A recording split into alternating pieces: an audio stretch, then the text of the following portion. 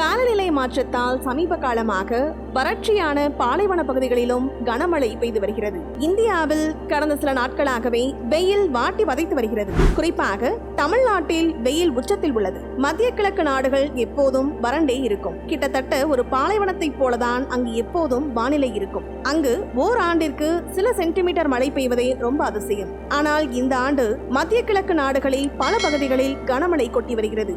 பல பகுதிகளில் கட்டிடங்களும் கூட சேதமடைந்துள்ளன. மதீனா பிராந்தியத்தில் இருக்கும் மக்கள் எச்சரிக்கையாக இருக்கும்படி சவுதி அதிகாரிகள் எச்சரித்துள்ளார்கள். மேலும் அபுதாபியில் சில சூப்பர் மார்க்கெட்டுகள் மற்றும் உணவகங்களில் தட்டுப்பாடும் ஏற்பட்டுள்ளன.